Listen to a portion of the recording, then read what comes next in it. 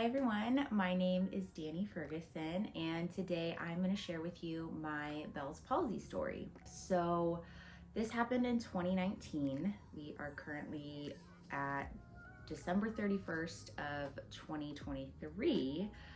So this goes back about 4 years. I woke up on a Saturday, August 17th, and I noticed my face just felt a little bit different. It happened on the right side of my face, and I woke up, I felt tired. I felt like abnormally tired, which for me at that time really wasn't anything out of the norm. I was helping manage a juice bar during the day and trying to build my own online nutrition business at night. So I was doing a lot of things and was constantly busy and always doing the hustle. And so being tired really wasn't anything out of the norm. But I woke up and I remember making my coffee and taking a sip and just being like, wow, this tastes different. This tastes weird. It almost felt like I had dental work done on the right side of my mouth. My tongue was kind of numb and it was just a weird sensation. I couldn't put my finger on it. So I was like, I kind of brushed it off. I went about my morning, washed my face, and even washing my face, I remember like the touch was just different. Like on this side, it felt normal. On this side, it just felt weird. And I was talking to my husband about it, and I kind of came to the conclusion of like, maybe I'm having like an allergic reaction. I do kind of tend to have like a lot of random allergies just pop up. Before my Bell's palsy, I had just a ton of different health issues and had gotten that like figured out, but I just kind of chalked it up to allergies.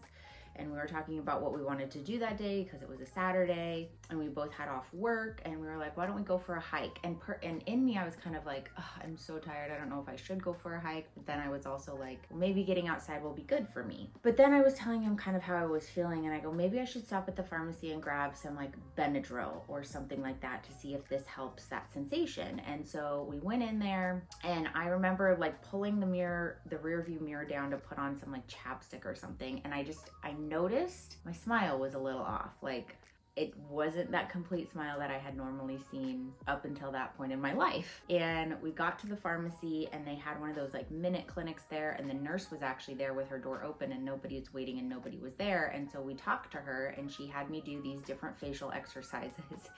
And basically she said, well, it looks like you might have Bell's palsy, but you won't know till tomorrow morning because your face will be paralyzed. And we kind of looked at each other and we were like, okay, like, so there's nothing we can do. She was like, no, not really. Like, if you wake up that way, just go to the ER and they'll prescribe you some stuff and you'll be fine.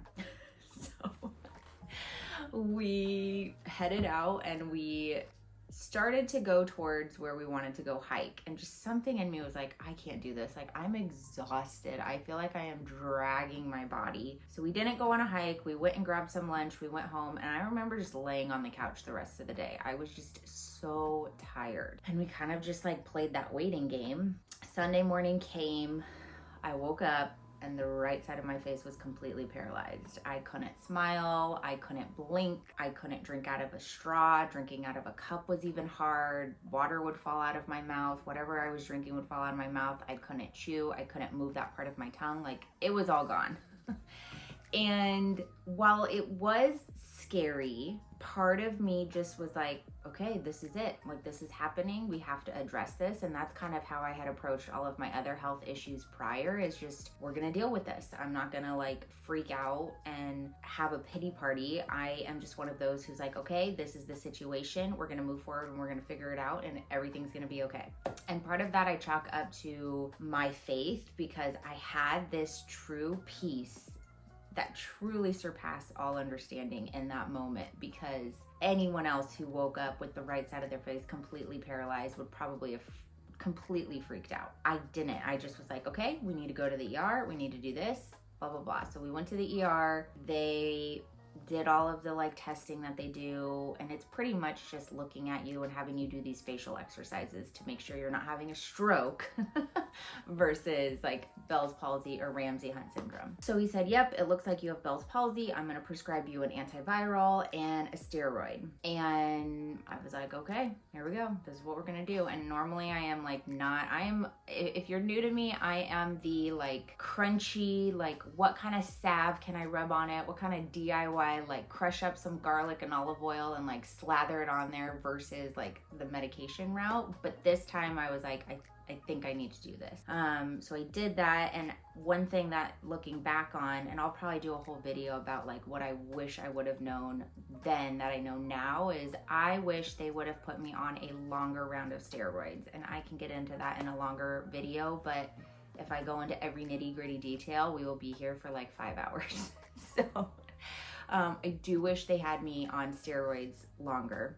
But I did that round, and I just remember those first 2 weeks being in excruciating pain. It was that like numbing, just body paralyzing nerve pain that would just like zing in my ear. And I just remember laying in bed one day and just being like, oh my gosh, like God, get me through this because this hurts so bad.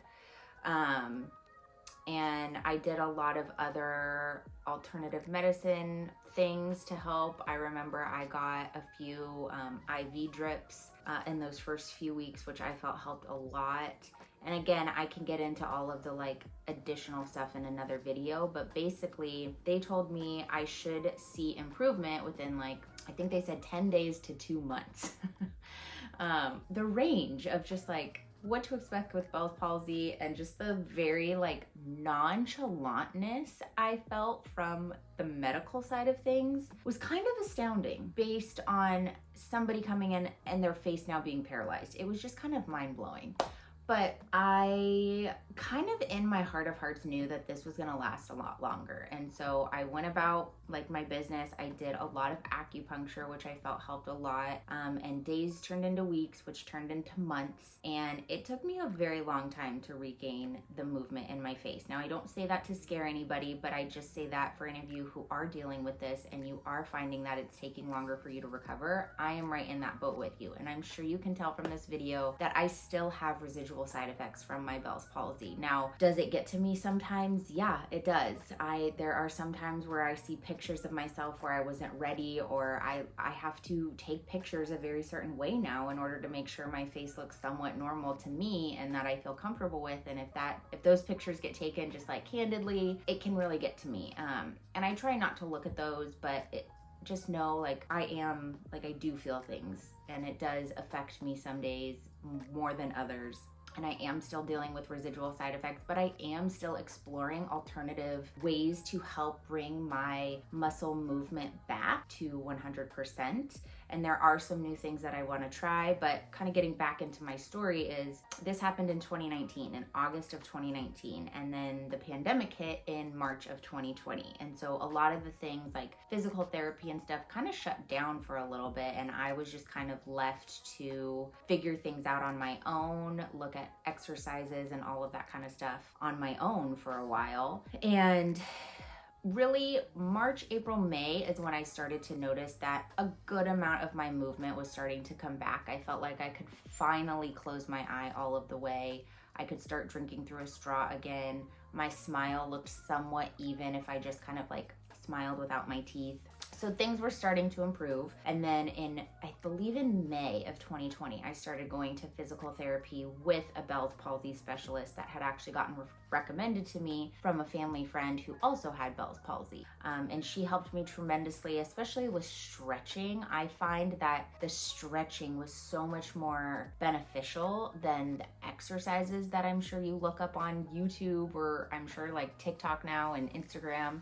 But back then I was just looking stuff up on YouTube, and a lot of it was like staring in the mirror and doing these like exercises to try to get your muscles to move. But I found that was like not as helpful as stretches, really stretching that muscle and helping it to move the way that it is supposed to move. And so I started doing that. And then in December of 2020, I actually decided I wanted to try Botox to see if that would help, because at this point I had started noticing some synkinesis symptoms, and there were just certain things now that really bothered me, and I wanted to see if Botox would help. And so I went and I saw an amazing neurologist. I will put his information in the description box below. I don't want to cry.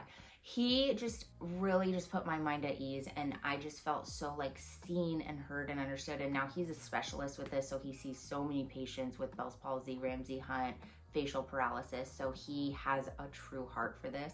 But it was nice to like finally be like really recognized and seen by a doctor. And so we did Botox in December of 2020, and I do feel like it gave me some relief, just some like relaxation, because my muscles just felt so tense on this right side. Even though they weren't moving completely, they just felt so tight. And so that really helped, especially with this dimple that I'm sure you can see. It just helped this relax. The like squinting of my eye, when I talk, my eye actually kind of flutters and squints. He did a little bit of Botox in here, which just kind of helped relax this muscle up. Like so amazing. That was like so amazing. As far as like my smile coming back completely, my smile didn't, but he also said, because this is your first time, we're gonna go very, very small, very minimal as far as how much Botox we're gonna put in you, just to see how you react. And then we can kind of go up from there and change things, and maybe put some on like the side that didn't get affected, just to balance things out. And I was like, sounds good. And then I got pregnant. So Botox is out of the question, and I still have not had Botox again.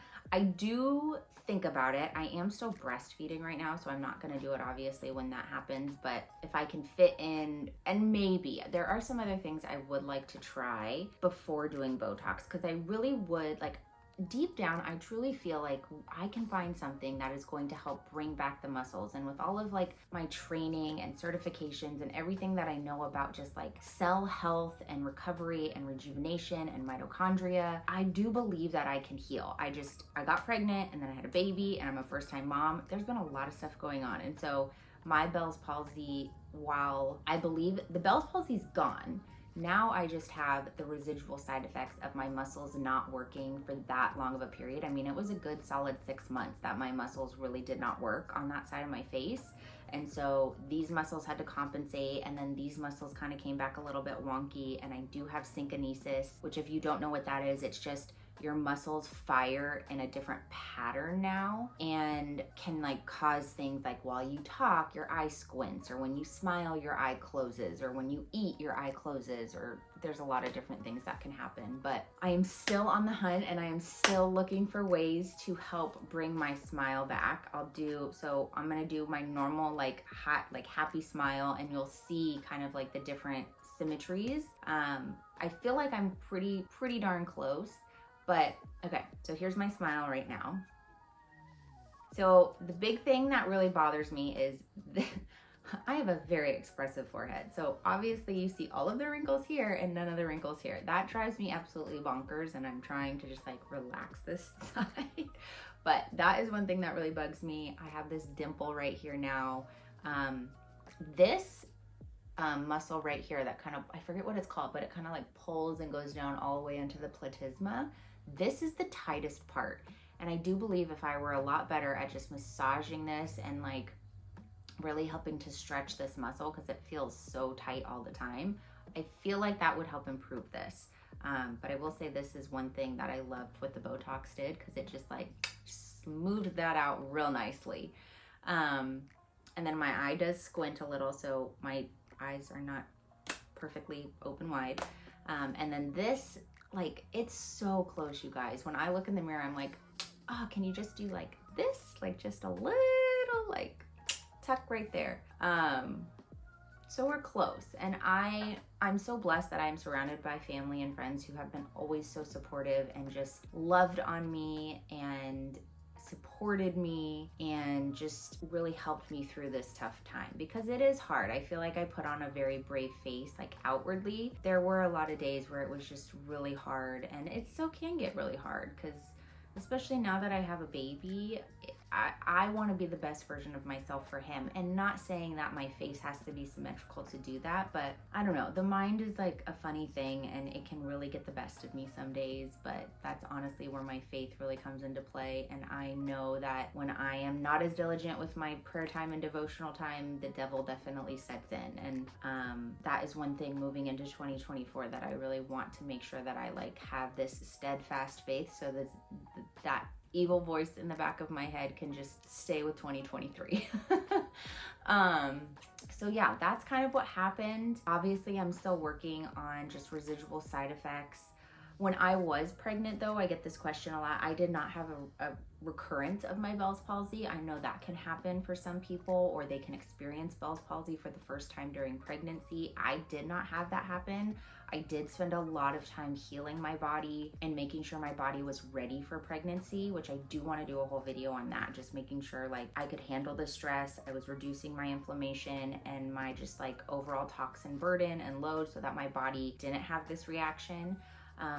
Looking back, I was under an immense amount of stress. I was pushing myself way too hard. I was not taking care of myself the way I know how to take care of myself as a nutritionist, as an integrative health practitioner. I know how to take care of myself, and I was not taking care of myself. I get asked all of the time, do you have Lyme disease? No, I don't have Lyme disease, and I've done many different ways of testing for that through blood testing, frequency testing, muscle testing. Don't have Lyme, and intuitively, I feel I don't have Lyme. Now, I did have chickenpox when I was younger, which they have shown that that virus could potentially be a cause for Bell's palsy. I also had mono in college. So I do have viruses floating around in my body. We all do. And so maybe that stress just really flared it, and it just happened to go to that nerve right here that is what affects Bell's palsy. So I believe it was a combination of just the immense amount of stress that I was under, not taking care of myself, not taking care of my nutrition as best I could. I was eating well, but I was not being good with my supplements and my vitamins. And the way my body works, I need to rely on that stuff to help keep me in a good balanced state. So yeah, I think there are definitely things I could have done differently, but if I focus on that doesn't help anyone. Well, maybe it'll help you, but and I'll share those things. I am an open book. I'm happy to help. I know it can be scary, and I know no one gives you answers. And all you want to know is, when will my face go back to normal? And unfortunately, I never got that answer, and I'm still waiting for that answer. But there are a lot of things I would do differently. And so I definitely want to share those here to help anyone who maybe is going through that right now, or maybe you're in the same boat as I am and you still have this faith that you can completely heal. I do have that faith. I do have this, like, you will one day look in the mirror and have completely like your same smile again that you had for, what was it, 29 years. So yeah, that's my story with Bell's palsy. It was not something I was anticipating, but here we are. So if you have any questions, please don't hesitate to put them in the comment section below. I would love to support you, help you however I can. Obviously, this is my story. This is what has helped me. So this is in no way medical advice. But if what I have done can help you or give you some sort of relief or just feel seen, then welcome, and I am happy that you are here. So thank you so much for sticking around. Like I said, I'll be coming out with more videos just talking more about my Bell's palsy story and going in depth as to what helped me, what I wish I did differently, what I want to do in the future, different therapies that I'm looking into to possibly help, and I'll bring you guys along. All right. Happy New Year. I hope you have a great one, and I will see you next time. Bye.